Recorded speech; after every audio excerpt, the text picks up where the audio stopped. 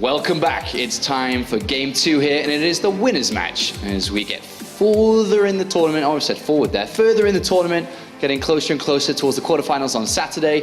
The next match going to be State going up against ForGG. Make sure to get on Twitter before we start talking about this match. Of course, hashtag IEM, aka Intellectual Masters, and get talking, get tweeting, and let us know what you think about Moonglade's hair today. I tied it back once again. It's actually pretty hot here, especially in the casting booth. So, I was like, You're telling me? I'm telling you, well, you experienced it. So, but I heard a lot from Calaris already. So I'm like, okay. I like when you have your hair back, but you have that one streak down the sides. Oh. It's kind of like evil. Yeah, it's sexy. It is sexy too. I mean, evil, sexy, same thing. Well, I'll get it fixed up after this. Right, just for you, Apollo. Just for me? Just for you, mate. And all your fans, Moonglade. You got hundreds of thousands of fans watching. Hundreds of thousands? I wish. I wish they all followed me on Twitter at least. Let's talk about the game and tournament. No. Do you want to talk about the tournament? Yeah, we can if you want to. Todd's getting jealous. Todd's just like sinking in this conversation. His wave is getting jealous. He's like, I wish they talk about my hair. All right, let's take a look at the bracket then and get back on track here at the Intellectual Masters, as we've played 2 games already. And I had the pleasure, as I was walking around, to catch map number 1, only map number 1 of Lambo versus ForGG, and it was going in the direction, and it should have ended in favor of Lambo, and then ForGG should have taken the next 2 maps in a row, unless something crazy happened, but that's the way it was looking to me. ForGG wasn't looking that bright in game number 1. He was making a lot of micro mistakes and so on, so not too sure of his current form, but he did squeeze the win.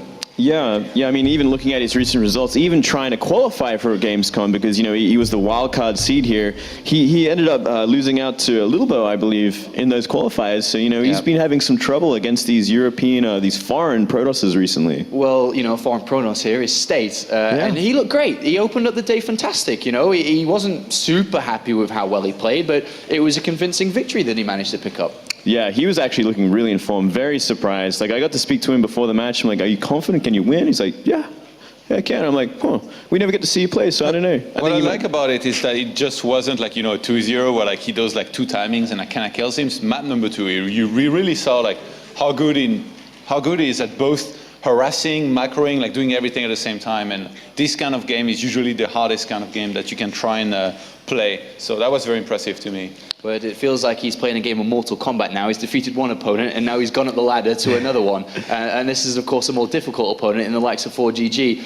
Though there's been a little bit of question marks with his results recently. I mean, I did take a bit of a closer look, especially, with the WCS. He played in Toronto. He got eliminated from group stages in the round of 16. Kung Fu Panda was a bit of a surprising loss for him, and then Bunny just closed him out after that. I think he got top 32 at DreamHack, which is a little bit surprising, but he played against Hart in a best of 3, so yeah, where do you judge ForGG right now? I mean, you've been looking as well. Yeah, I've been having a quick look, and I definitely don't think he's in the form he was last year, that's for sure. Like, when he did win that DreamHack and he had all that success, yeah, he certainly seems to either, be in a slump or has taken a break. He's slowly getting back into it, and he has a chance here at Gamescom, but I'm not sure if he's up to the task. What do you think, Todd, about ForGG? I mean, we still have to see his form like properly. Today, like you said, he looked a little bit shaky against Lambo, but Lambo, I heard, is pretty good in Zerg versus Terran, so it's going to be a much bigger test here against somebody like State, who showed such strong form in his first match against Utomo. Well, ForGG is a player that absolutely is always aiming for BlizzCon. In 2013, he was ranked roughly 25. He improved on that a little bit last year. He was like 22, just kind of outside the top 16 ranking. But this year, he's not quite there yet. He's mid-30s again, like a lot of other players. And for a player like ForGG, he's always aiming for that, but he's not close. Yeah, well, I mean, if he's at the 30s at this point, he's going to have to win a tournament or 2 to actually get there. It's getting to that point at the end of the year. Like, it's really not many events left over for him to score points in. So I'm not sure. How well do you think that are we going to see State, smash this kid? Are we going to see ForGG do it? What are your thoughts here, Todd? I think State, if he plays, as well as he played in the first match, and ForGG is not on his A game, he kind of struggles. Like we saw him recently against, for example, Kung Fu Panda back at WCS. Yeah, it's going to be a really tough match for him. I think he might just crumble and lose to State there. So, wouldn't be surprised if that happened. At the same time, though, if he shows up on his old form, like ForGG, is that guy that's usually doesn't lose to anybody unless they're Korean. Yeah. So we'll see. What do you think about State here? He's got his little notepad out. He's buff. Well, I wasn't going to go in that direction, but Well, I guess. yeah, I mean, that's true. I guess compared to a lot of StarCraft nerds, he may be. But looking at his notepads, he's brought that out, and we've seen that a couple of times from players in StarCraft. Not that much. A lot of players just kind of think about their opponent and know something about them, but he's obviously got something very specific written down about ForGG. Do you think is this something that's just going to assist him a lot, and why don't others do it? Well, it's always good to have keep it refreshed in your mind with the styles of these players, and ForGG definitely is very stylistic. He's not like a Terran that throws out anything. He has his ways, so it's important to write that down. And he even said that he was very prepared for Protoss versus Terran coming into this tournament. Yeah. Well, what do you think is ForGG's style? What could possibly have been written down there if he had something on ForGG? I think if you watched all of the recent VODs of ForGG, he probably wrote down like what ForGG likes to do as far as like openers go, and so he wanted to make sure he wasn't going to forget any of those. You know, in a lot of situations you have that. You know, for example, even commentators, some of them take written notes, some other things that they can remember everything, so they don't. In this case, I do think that taking written notes definitely can help you at times remember stuff that you wouldn't have remembered otherwise. So I really like that State's doing this. In Warcraft 3, actually, there is a legendary player that did that. His nickname is Sky, and I think even Grubby started doing that at some point because it's really hard to remember every single game you ever played or watched, whereas if you write it down, you can just consult that anytime. I agree. It's just funny that you mentioned Warcraft 3 as you watch it on the monitor title. But Todd's reliving the past. Thanks, back in the past here. Throwing him under the bus. One thing also to notice, we're probably not going to see Dark Templar openings again in this series after using it twice in a row last time. That's the mind game, though. I guess you could take it both ways. Like it's either a super mind game or it's like never going to happen again, but it's going to be in the back of the mind of ForGG. So there's a lot of ways to look at it. And I mean, did ForGG even get a glimpse of what happened? Yeah, maybe not. Yeah. Well, thank you very much, guys. I've just heard that the game is ready, so we're going to jump straight into that. So, without further ado, let's head to the commentary team for this one to see which way this is going and who is going to be the first player from Group C to go through to the quarterfinals. Thank you very much, boys. We are excited as well to figure out who is going to be the first player today to advance to the quarterfinals of the Intox 3 Masters in Cologne.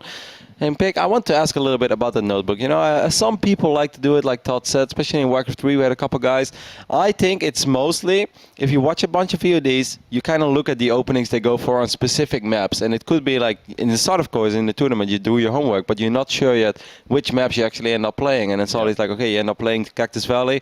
Maybe if he has seen 1 or 2 games from ForGG on Cactus Valley, he's like, all right, on Cactus Valley, he likes to do maybe Gasless Fast expand into 3 racks, because it's not the greatest replay map out there. Yeah. Do you think it's something like that? I think that's one of the best ways to do it, because then you can save those really minute tells, and that's what you're looking for. You don't go into a tournament necessarily saying, I saw him do this on this map, so I'm definitely going to hard counter it with this. It's also saying, I'm going to remember that this is a possibility. So the moment I see one small little tip, I see an SCV at a certain timing, I see a pylon at a certain timing, one of those little tells, it gives you the information, and then you can go into that hard sort of pre-planned reaction. Because even though all these pro players, of course, have multiple builds for multiple matchups on different maps, at the end of the day, it often comes down to 2 or 3 slight variations, but they won't suddenly do something they have never done before on Cactus Valley, especially because this is a map that's been around for a little while now. It's not as new as Dash Terminal or Terraform, and there are definitely way more games out there from ForGG on Cactus Valley than there are some other maps. So, you know, limiting down the options of things you could potentially face can definitely help.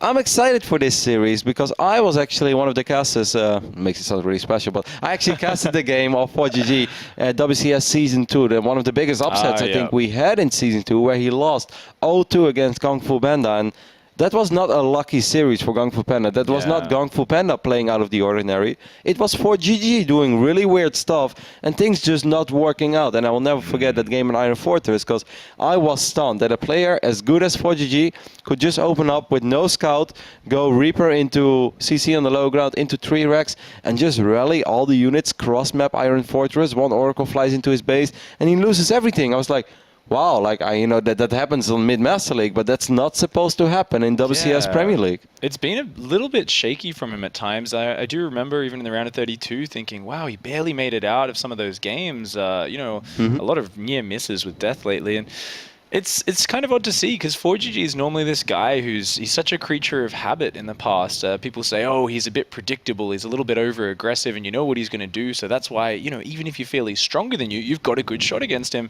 But lately he has been diversifying a little bit and sometimes making some brash decisions. I feel in the foreign scene there are a lot of people who either absolutely love ForGG and love everything that he does. You know, obviously I'm thinking of Nathanius, my Terran brother in arms, who's just a crazy ForGG fanboy, always takes notes, always loves watching his builds, his replays, his streams. And then there are a lot of people who still don't truly believe in the hype. On which side are you leaning towards? Oh, you know, I really like ForGG. I've actually watched some of Nathanius's analysis of ForGG's builds when I'm learning Terran, and I love that. But then when I play against him and he kills me with Hellions and Banshees, that's when I start to dislike him a little bit more, because he can do it to me 3 times in a row and I still won't stop it. Well, let's see if he's going to be able to do it against this man, the surprising Protoss. Even a surprise that he's here, but he looked so good in his first series of the day. It is State. Good old Ryan. He's been around for a long time. Even though he's, you know, calling him a veteran in StarCraft 2 may sound a little weird, because there are probably a couple of people out there that started watching StarCraft recently and barely know who he is, but he's been around for a long time. Yeah, I mean, there's different levels of skill players play at, and he might not be a veteran in the sense of someone like Stefano, who won these big championships, but within the American scene, he's been a guy who's taken out a lot of titles. He's been at the top of that scene for a long time, so he really has a lot of experience, but he is going to have to make it through this guy over here, this Korean powerhouse, spawning the bottom right of Cactus Valley. It is ForGG. Definitely a big moment for this man, as I like that Sean brought it up. When it comes to WCS, when it comes to BlizzCon, you really expect a player like ForGG to at least make it once, because he's living in the foreign scene, and we've seen it in the past. Players like Hyun, MC that lived abroad, they always collected so many points because you have the option to go to so many tournaments. Of course, this year, a lot of the Koreans, you know, it's more fair for them, the ones that live in Korea, because you got both SSL and GSL, so there is plenty of points for them to gather as well. But I am surprised that a player like ForGG hasn't made it to BlizzCon once, and again, things are looking a little rough, unless he finishes maybe top 2, top 1 over here. That's really what he kind of needs to solidify himself high up in that ranking. At the moment, it's, you know, he might not even think he has a very good chance at it. It's as much just trying to get to a top high finish, a top 4, something like that. Interestingly enough, though, looks like State's doing something sneaky. This is clearly his plan, no matter what on this map, not scouting, going right across here, and he is going to be proxying a very fast Stargate for an Oracle. And much more important, he drew first blood. Look at this. The Scantipede, man, that's bad luck. You do not kill those. Is it a Scantipede, a Scanted, something like that. But you kill that, man, it brings the Cactus Valley bad luck on you. The gods, the Cactuar gods will look unkindly on that man. It was going to be Command Center first over here for ForGG, as we saw, and he's going to follow it up with a 3-Rex. It's a build we saw being used yesterday as well, I believe, by Fantasy, or it was Innovation, one of the two.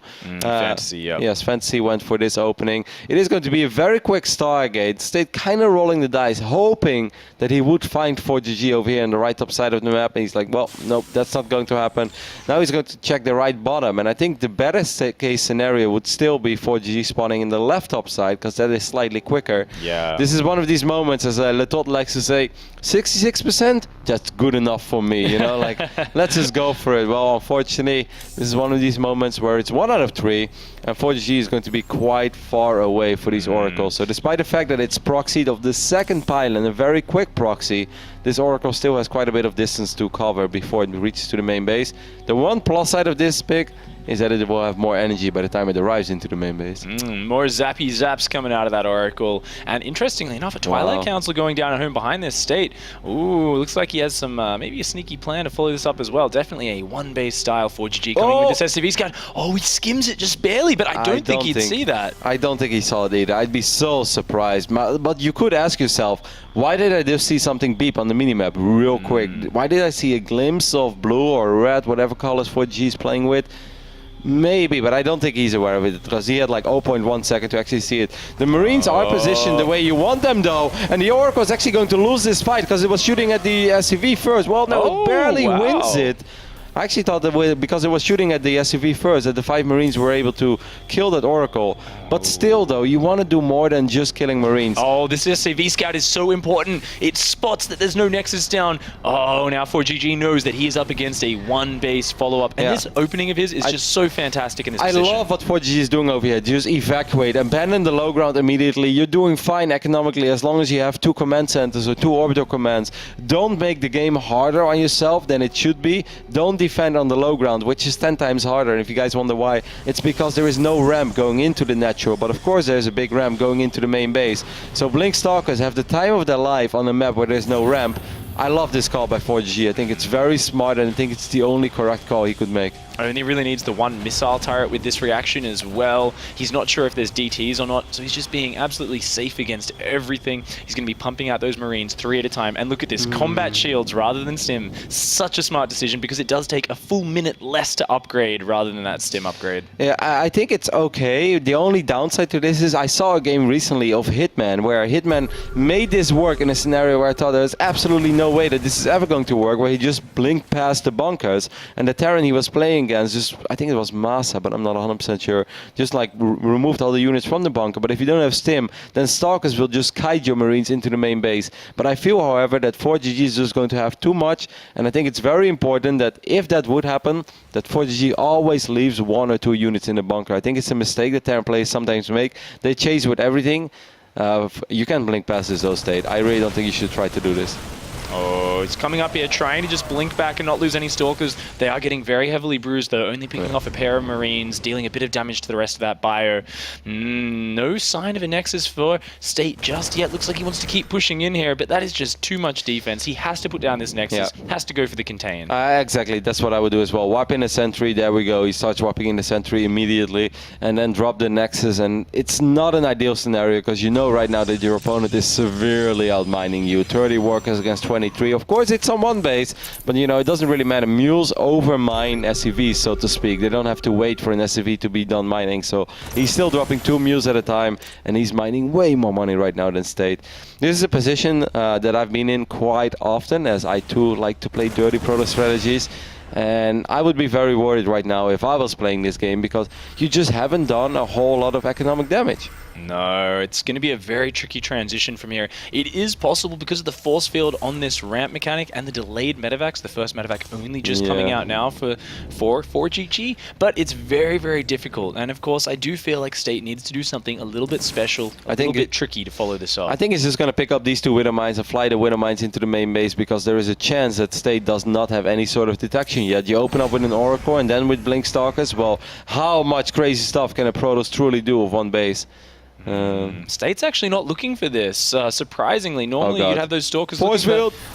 That's a bad force field, I think. Oh my god, so many units squeezing through it. It's going to be very easy for ForGG to secure his low ground. Even though State's micro is good, there is too much DPS in this Terran army, and you mentioned it as well. He already has combat shield, so it's a little harder for these Stalkers to pick up these Marines. You know, this is such an interesting situation. Normally, if the Protoss can keep that contain going for a while, it can really put a lot of pressure on the Terran. But if the Terran can get out as easily as he has just now, this is so brutal. And now with Widow Mines coming in, and there is absolutely no units to stop those Widow Mines burrowing in the main. State's trying to push in again, getting a decent trade here, but those Widow Mines are about to devastate his mineral line. Oh my god. I mean, I think right now if I'm State, I would just cancel the Nexus and just go super all in, because there is no transition from this anymore. You've lost quite a few stocks already. You're losing 4, 5, 6 probes. I think on a certain point you just got to cut your losses and be like, all right, I am super all in right now, and I'm okay with that, because that's pretty much the only chance I have.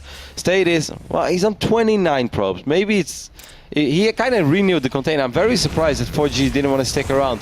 Maybe ForGG looked at this and be like, all right, I just did economic damage against a Protoss that was on 1 base forever. Yeah, State did a good job of bullying his way back in there, but he can't maintain the position. I believe Stim is done now, and with 2 medevacs up above a couple of Marauders and a good ball of upgraded Marines, this is just such a good situation for ForGG. It's really hard to keep up that contain when you know you really haven't done a whole lot of economic damage, when you know you've lost Stalkers already as well. Because if ForGG flies out 2 medevacs to the north side of his main base, unloads all these bio units, and then stims forward, all of your Stalkers are trapped. You know, there will be units coming from the right side and from the north side. There's just nothing you can do anymore, other than blink away via the west side over here, via out of the natural. But State didn't want to put himself in that position, so he's just going to let it go for now. but he knows that he's in a little bit of trouble. Bit of an awkward blink to try and get out of there. He is going to lose 2 Stalkers here, and that's a loss he cannot afford right now. What does State have to do to get back in this game, Roddy? Yeah, just be very passive from this point on. Try to squeeze out a Colossus and then hope that ForGG makes, well, that's one way to get back into this game. And then just defend. Hope ForGG tries to drop overly aggressive against the 2-base Protoss, and then you defend. If you snipe 2-3 medevacts, then it's anybody's game again, because then your Colossus count will keep going up. But if one drop does make it into the main base and does a lot of damage, it's going to be extremely difficult. Oh, this drop coming in here now. It's going to be very powerful, but those Blink Stalkers are in position to shut this down. Jumping on top of that medevac, they are going to kill those Marines very quickly, losing just a couple of Stalkers and a probe or 2 for that. Yeah, I lost a couple probes, lost Photon Overcharge as well, and ended up losing 2-3 Stalkers. It wasn't as cheap as it could be, because let's not forget, that was a single medevac drop of only 8 Marines. It's not like 4G just sacrificed 2 medevacs full of units. It was just 1.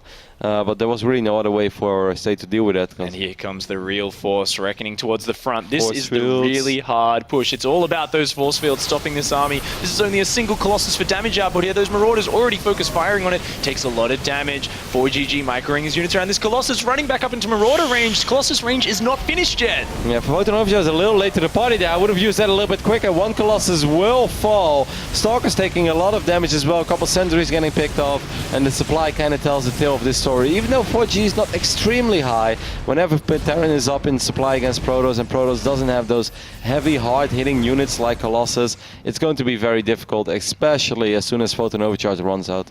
5 barracks production up at home for 4GG. His 3rd command center is finished. This hidden nexus in the corner is such a clever move from State, trying to just defend on 2-base efficiently, but losing those heavy gas units, those sentries, that early Colossus, this just sets him back so far, and it really makes the very idea of holding on against this army cost efficiently one which is almost impossible.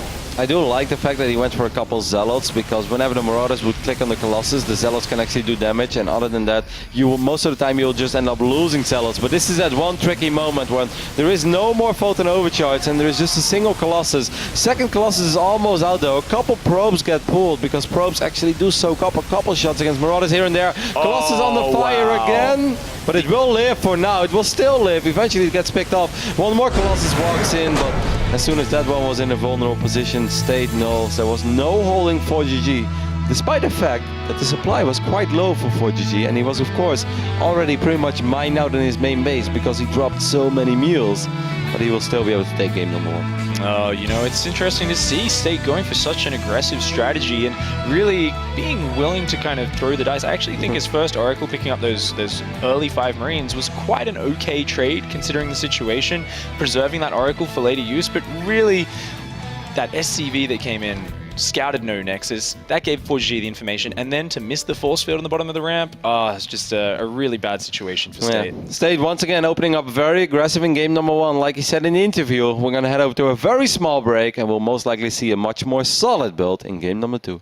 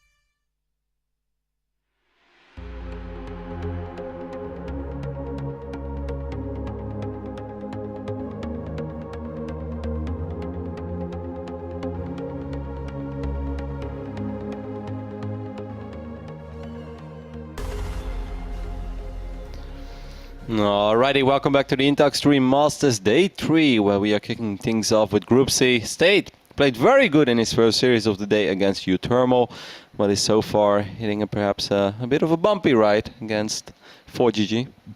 Taking it back to the notebook. There's just checking out his build orders there, checking out what he wants to do on the next map. He's going to be going into Iron Fortress, so I'm sure he has something special planned here. Another 4-player map, interestingly enough. A map which we see quite often in TVP, but something I think, from what we've seen from State so far, I think he's going to do something really cheesy again. I get that feeling. Could be, we'll see as we are loading in. There was plenty to talk about in game number 1, and as soon as we introduce the players, we could talk a little bit more about it, because it was an interesting build and it was an interesting game. But over here on the left bottom side of Iron Fortress, we're looking at the main base of our North American Protoss. The first time in a long time he's playing on a stage like this, it is State. Once upon a time part of Quantic Gaming. He's been in a couple of other North American teams. He's always been a Protoss that I really enjoyed watching, especially when he was streaming a lot for a while, and lately he's been flying on the radar a little bit, but definitely showing us that he still has the goods. Well, he's going to have to bring the goods now to make it through this guy over here. It is ForGG. You know, Pig, I'm going to go full Nathanis over here, but I'm going to talk about my ladder session a little bit. Just a couple days ago, I played against ForGG on ladder, on Iron Fortress. Wow, your MMR must be getting very high. Yeah, you know, I've been grinding a little, I've been putting in the hours. So I played against ForGG and I was like, okay, there's obviously no way I'm going to win this unless I do my cheeky Roddy build and everything goes the way that it's supposed to go. He opens Reaper into CC on the low ground, into a factory follow-up, and then I have one build that's very good against it unless I get a super quick bunker. He didn't get a super quick bunker, so I walk across the map, I kill the Reaper, I kill the command center. I was like, oh my god, like I'm doing it, I'm beating ForGG. Just got shreked on one base. It's like, oh my god, this guy, like why did he do that? Like I was so sad, I was salty for hours, and people were like, Roddy, why are you sad about losing to ForGG? Isn't it kind of normal? It's like, yeah, of course that's normal, but there is like 1 in 100 chance that I can win, and everything was lining up for me to do that, and then I still threw. I was pretty upset with myself. But that is indeed the build that I expect ForGG to go for over here. Just a good old Reaper into an expand on the low ground into a factory follow-up. The same build we saw U-Thermal use, but State looked pretty okay against those openings. Yeah, just an attempt to get the information with that Reaper opening. State, interestingly enough, hasn't sent out any early probe just yet. And his mindset here, I think from looking at him in that interview, talking to him, he really seemed to be very calm and confident. You know, Sean was asking, hey, are you feeling nervous? It's been a while since you've been on one of these stages. And he was like, nah, I feel good. I'm happy. Life's good. Career's good. StarCraft's good. And I think he's gonna bring that sort of unencumbered, very confident play so far. I think I love that quote, Big. Life's good, Korea's good, StarCraft's good. That's just pretty much all that matters, right? Like, what more could a man possibly ask for? Of course, State got a tiny bit unfortunate, perhaps, with proxying the Stargate on the north side of Cactus Valley while his opponent spawned in the right bottom side. Like I said, a 66% chance, and unfortunately he didn't hit it. But I still think, and I really want to emphasize on how big this was, that ForGG made an absolutely brilliant call in not being stubborn and not trying to defend the low ground and the main base at the same time. Just be like, all right, I'm mining way more than my opponent right now, even if I float that command center into my main. Let's not be stubborn, let's not try to hold on the low ground. Is that possible? Yes, absolutely, but it's also 5 times more difficult because those stalkers will always be able to poke in. You will always be forced to have all your SFVs there repairing the bunker all the time because, you know, there is no ramp that makes it so much easier. So I really love that call by ForGG. And I still see way too many Terrans trying to be stubborn and defending on the low ground against a one-base Protoss that's super committed, super all-in. Yeah, especially in a tournament situation like this. If you identify what your opponent's going for, hard counter that as well as you can. Interestingly enough, ForGG, once again, is not opting for any sort of fast Widowmine drop action, going into this 3-rack style, which is coming back into popularity throughout the meta. Yeah, so he is switching it up quite a bit because I've seen in multiple games where he goes Reaper into CC into Factory immediately. This Reaper is going going to die, by the way. And I don't think it saw the Twilight. There's almost no way that it saw it. But Funka, the best observer in the world, is going to confirm it for us. Unless this Dutch guy takes over again later. Like, I've seen it on the forums. He's pretty good too. Oh yeah, he's pretty good at observing. Definitely a lot better at commentating. Oh, damn. All right, so we are looking here at these barracks now. Interestingly enough, ForGG just looks like he wants to defend. This is so interesting because ForGG is normally this guy we think of as being a bit gun-ho. Actually, there is a very fast concussive shells there. Looks like he could push across with a concussive time. This could actually be kind of tricky when you open up with a Twilight as quickly as this, because he's also getting a robotics facility. This means that he doesn't really have a whole lot of production right now. And with this 3-Rex opening, it is very important that State Scouts he actually just sent a probe in, and he did see the army moving down that ramp. Exactly, that's very important. That helps him quite a bit. I still think it's going to be rather difficult. Of course, Photon Overcharge is phenomenal, and Stalkers can be very good. But he needs to drop Photon Overcharge like immediately. And you also want to make sure that 4G doesn't run into your main base. I would probably wipe in 1 sentry right now. A Zealot would be okay too, or a Stalker. Basically everything is okay, but the main thing is State doesn't have a whole lot of units. So I think the sentry on top of the ramp, I actually think that's the best call. That should be really good. If he can force field that ramp and be really good at pulling those Stalkers back, this will be great.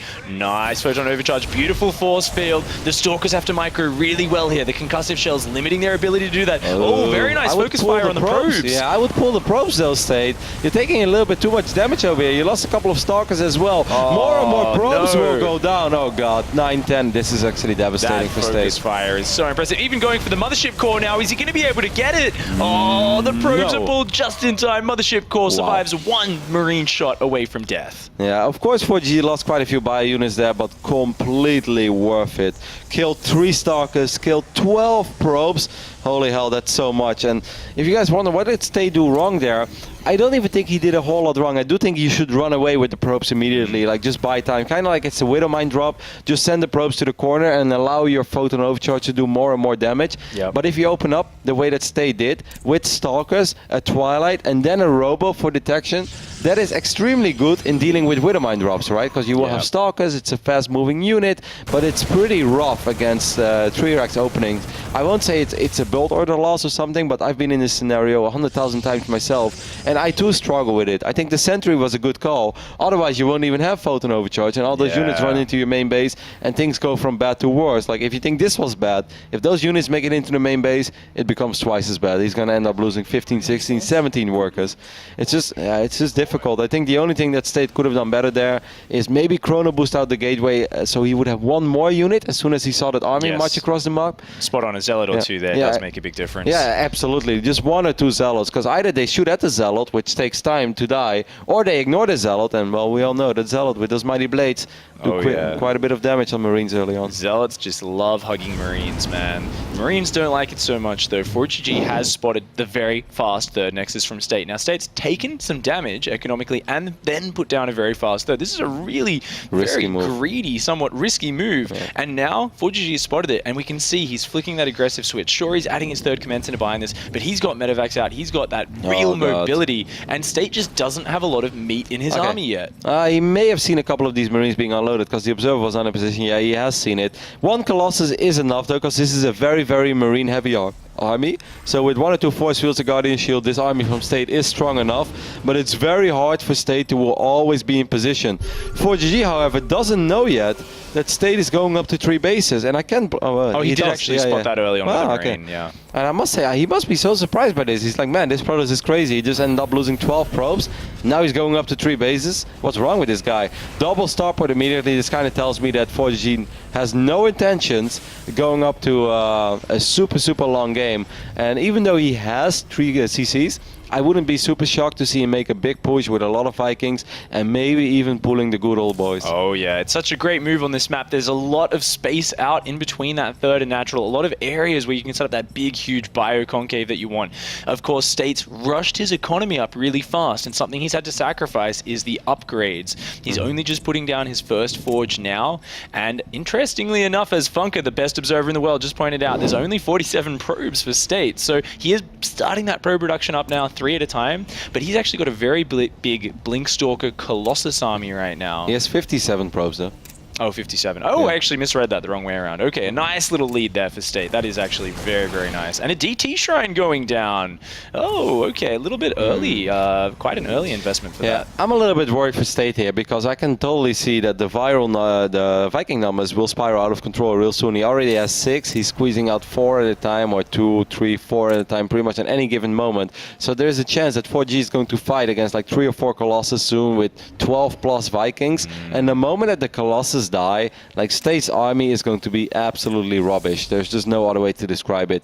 Barely any upgrades, no charge yet, I believe. Is that correct? No charge. Yeah. And you know what? This, if he does pull SCVs, this might hit before charge is even halfway done. Like this is actually getting so scary. I know that he has supply is just so high right now. Yeah, absolutely. Yeah, there we go. The SCV pool has fallen out of fashion a little bit, but this is absolutely a correct call by ForGG. I love it. There is no need to let this game go on any further. There is barely any damage output in this army of State. He's doing a lot of things at the same time right now, trying to get upgrades, trying to get a Templar Archives, trying to get a Dark Shrine. But the moment that these Colossus go down, there will be no damage output anymore in this army of State. He needs to drop some magnificent force fields. He needs to keep these Colossus alive. The Stalkers really need to do some work on these Vikings. 1 Colossus go down. I do like the force fields though. I would say just renew them for as long as you can and try to get a Viking here and there with your Stalkers. Don't shoot at the factory. Oh, that factory just being so distracting. Oh, a couple of Stalkers overextending, getting sniped down by that bio. And State is low on force fields. His army is just so small right now. He needs to buy time, but for what? Yeah, actually, I have no idea. Storm is nowhere near done, hasn't even started yet. There we go. Vikings just going to town on these Colossus, and the early economic damage that ForGG is really coming into play here. He needs to scan though, as there are a couple of Dark Templars in the mix, and it seems like ForGG is not realizing this, but even when he loses a couple units here and there, this Terran army was just so much stronger than the army of State. Just such an overwhelming advantage here for ForGG, pushing in with the vast superiority in numbers. State going for a few too many things at once, just not having enough meat in his army, and ForGG is going to push in for the kill. And let's not forget that he had a kind of a rough start as well. That final Colossus will go down. GG is called, and Millennium's ForGG did what perhaps we all expected him to do, but it hasn't always been smooth sailing for him. But he will secure his ticket to the quarterfinals of the Intel Extreme Masters, and he did it in a pretty convincing manner. He looked very commanding there, very in control of those games, and also seemed to have a very good read on how his opponent was going to play. Everything he did just seemed to work out for him, so a very good good start here for ForGG. Yeah, and what I liked a lot is that he is switching up his builds, that he's not always going for Reaper into Factory on maps like Iron Fortress, but make it hard for the Protoss to figure out what you're doing. Because 3 racks is a lot harder to deal with if you open up with a Twilight and a Robo, as we saw. State doing the correct thing with the Sentry, which I kind of I think I would like to see Sentry here. He went for it immediately, but I guess the only thing he could have done better is run away those probes. But as a Protoss early on, if you lose 12 workers against a Terran, it's going to get pretty rough. Yeah, it was really, really hard there for him. It's one of those situations where you think, I've got Nexus Cannon, I've got 4 Stalkers, and he only really did glimpse the pressure moving out. He might not have fully realized how many units there were there, and maybe a chrono boost on those gateways, getting out an extra zealot or 2, delaying something else. Like he only had 1 gateway, but even 1 zealot would already make the difference. I know that sounds silly, but it does make a difference, especially when you have Photon Overcharge working on these units. Either way, ForGG did what we all thought he would do, but he did it in perhaps a more convincing manner than some people expected him to do, and he's on the desk with Sean. Thank you very much, Rotti and Pig. Congratulations to ForGG, our first place finisher. You've received 4 GGs today with beating both Lambo and now State on stage. Yeah, you like that? I pulled it in. Pretty easy day for you, or was it not? How do you think about this group? I think I'm pretty lucky. I think my group easier than other group, so I expect first place. I want to ask you about your games here. In map number 1, there was a lockdown. You were stuck in your main base. Were you always confident you were going to be able to break out of there easily and turn the game around with the Widowmine drop, or were you worried for a moment there? After I see his Oracle and I defend almost perfectly. After that, basically I can't lose. I can do whatever I want, and yeah, very good. What about map number 2? You you went for the aggression early on with a lot of bio, then you were able to kill quite a few units. From there on, did you already feel like you had won once again, or? Basically, people I meet again stat. I have no idea his style, his gameplay. But after first game, he played to me Oracle. And then I know second game, he don't do again Oracle. So I play very simple. I just don't think about Oracle and very easy. We saw you struggle sometimes, back in WCS. You weren't in your best form. Are you back in your best shape ever here, or in a very good shape? I don't know. I think I'm not really strong right now, so I need to practice. But I feel like I can back soon. What do you think about I mean, every player that enters this tournament wants to win it, obviously. But what do you think about, MMA and Sue and Fantasy and Innovation? Is this scary for you thinking about playing them potentially? No, I don't care any player.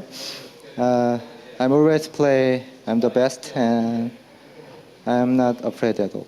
A quick question then before we finish this up. You've always said for a very long time, Terran versus Terran is your matchup. There's a lot of good Terrans in this. Are you still, maybe not be in the best form, but Terran versus Terran, how are you right now there?